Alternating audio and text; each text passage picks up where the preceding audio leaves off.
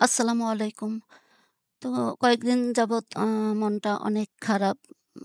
উত্তরার মাইলস্টোন আ স্কুলের যে হৃদয় বিদারক ঘটনা, তা সারা দেশের মানুষের উম মানে হৃদয়টা নাড়া দিয়ে গেছে। আমার মনে হয় এমন কোনো আ সুস্থ স্বাভাবিক মানুষ নাই যে এই দৃশ্য দেখে চোখের পানি ফেলেনি।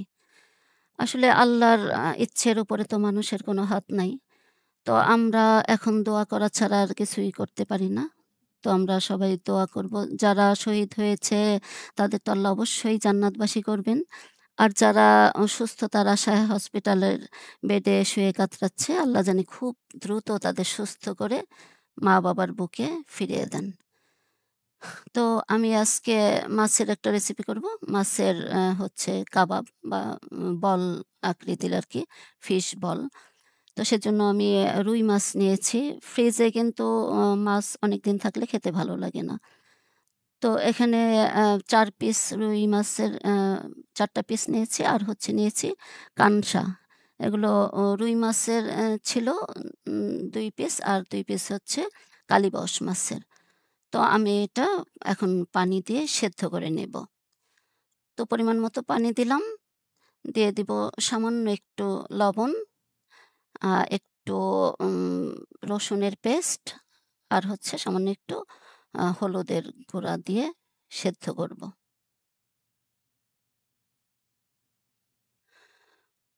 মাছের ওই কানসাগুলো আমরা কানসা বলি, আ ওই যে মাথার সাথে যে থাকে ওটা ২ টুকরা করে নেই আমি, তাতে পরিষ্কার করতে সুবিধা হয়। তো এই তো আমি চুলায় বসিয়েছি। এখন চুলার ফ্লেমটা হাইতে রাখতে হবে। মাছ সেদ্ধ হতে কিন্তু সময় লাগে না।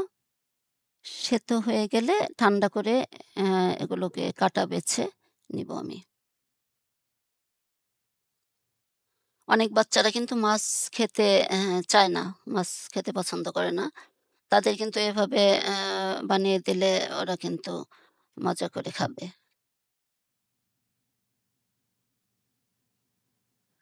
তো সেজন্য আমি ২ টা আলু নিয়েছি, মাঝারি সাইজের আলু দুটো সেদ্ধ করে খোসা ছাড়িয়ে আমি কাঁটা চামচ দিয়ে ম্যাশ করে নিব। গরম আলুটা কাঁটা চামচ দিয়ে ম্যাশ করলে খুব সুন্দরভাবে ম্যাশ হয়, কোনো লাম্পস থাকে না। আলু ঠান্ডা হয়ে গেলে কিন্তু সেটা শক্ত হয়ে যায়, দলা পেকে যায়। তো এই তো আমি সুন্দরভাবে ম্যাশ করে নিয়েছি। আর হচ্ছে মাছের কাঁটাগুলো বেছে এই তো মাছ আর আলু রেডি। এখানে কিন্তু কোনো কাটা রাখা যাবে না। কাটাটা ভালো করে বাছতে হবে। তো চুলায় আমি একটা ফ্রাই প্যান বসিয়েছি। গরম হওয়ার পরে দিয়ে দিলাম সামান্য একটু তেল। এখানে ১ টেবিল চামচ পরিমাণ তেল হবে। তেলের পরিমাণটা একদম কম দিতে হবে। এখন দিয়ে দিচ্ছি আ ১ টেবিল চামচ হচ্ছে করে আদা কুচি। আদা কুচিটা একটু তেলের মধ্যে হালকা ভেজে তারপর দিয়ে দিব পেঁয়াজ, কাঁচামরিচ। আদা কিন্তু বেশি ভাজা যাবে না। সামান্য একটু তেলের মধ্যে নেড়েই পেঁয়াজ, মরিচটা দিয়ে দেব।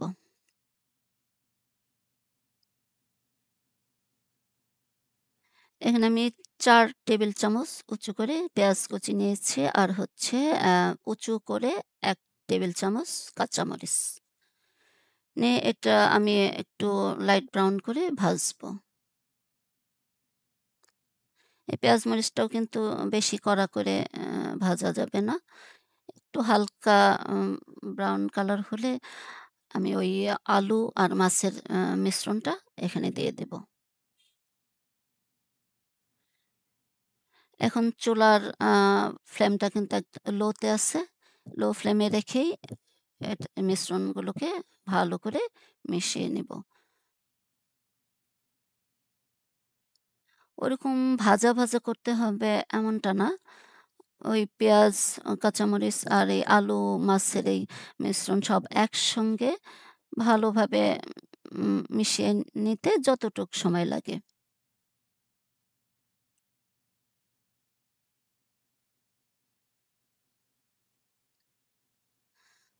এই পর্যায়ে চুলাটা কিন্তু জ্বালানোই আছে। তো আমি ওই লো ফ্লেমে রেখে এভাবে মিশিয়ে নিচ্ছি। তো এই তো মেশানো কিন্তু হয়ে গেছে। তো আমি আরেকটু চুলার উপরে রেখে নেড়ে নিচ্ছি। পরে ঠান্ডা হওয়ার জন্য আমি একটা মিক্সিং বোলে ঢেলে নেব।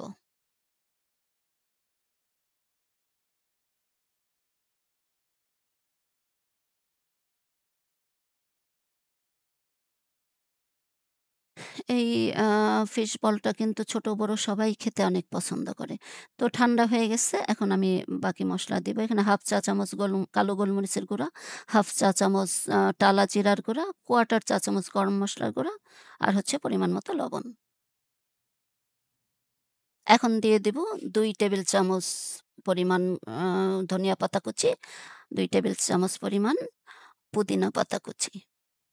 আর হচ্ছে দিয়ে দেব উঁচু করে ১ টেবিল চামচ টমেটো সস আর ১ টেবিল চামচ পরিমাণ লেবুর রস।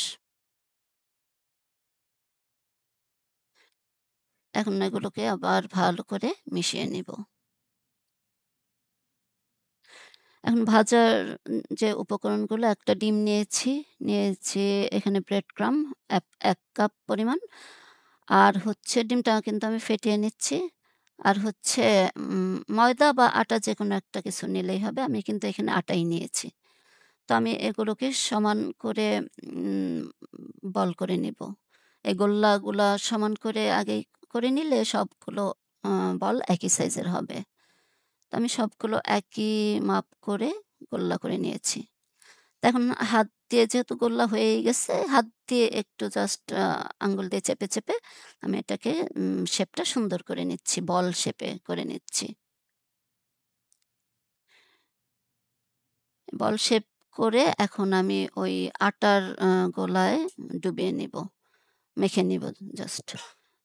আটা দিয়ে মেখে নেবে। এখানে আপনারা আটা অথবা ময়দা যেকোনো একটা কিছু নিলেই হবে। তো সবগুলো বল আমি এভাবে আটার মধ্যে মেখে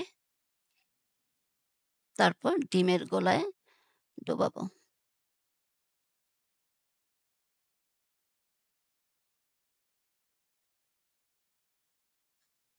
সবগুলো আমার আটায় মাখানো হয়ে গেছে আটা দিয়ে।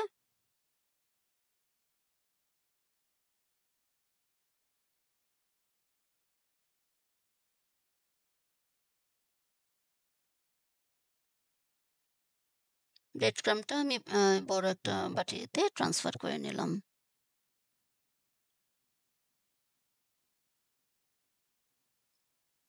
তো এখন একটা করে আমি ডিমের গোলার মধ্যে ডুবিয়ে ব্রেড ক্রাম্বে কোট করে নিব।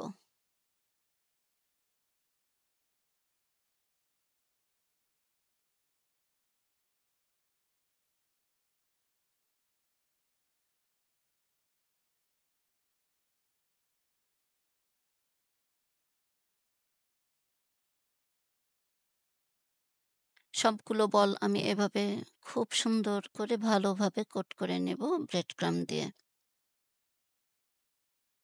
তাই তো হয়ে গেছে আমার সবগুলো ব্রেড ক্রাম্বে কোট করে নেওয়া। এখন চলেন ভেজে দেখাই। তো যেহেতু এই বল শেপ এগুলো তাই কোনো উম ফ্রাই প্যানে না ভাজাই ভালো। তাহলে শেপটা কিন্তু নষ্ট হয়ে যাবে। তো এখানে আমি একটা ডিপ কড়াই বসিয়েছি। দিয়েছি পরিমাণ মতো বেশ অনেকটা তেল। এখন বলগুলো দিয়ে দিব। ফ্ল্যাট প্যানে দিলে কি হবে যে শেপগুলো নষ্ট হয়ে যাবে। গোল শেপটা আসবে না।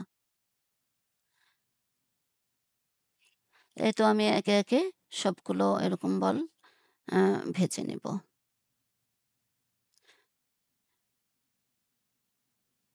এটা মিডিয়াম আঁচে রেখে ভাজলেই হবে। চুলার আঁচটা মিডিয়ামে রেখে পরে ওঠানোর আগে চুলার আঁচটা বাড়িয়ে দিলেই হবে।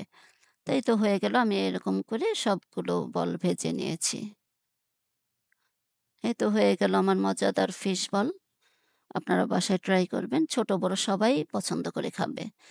তো সবার সুস্বাস্থ্য কামনা করে আজকের মতো বিদায় নিচ্ছি। আসসালামু আলাইকুম।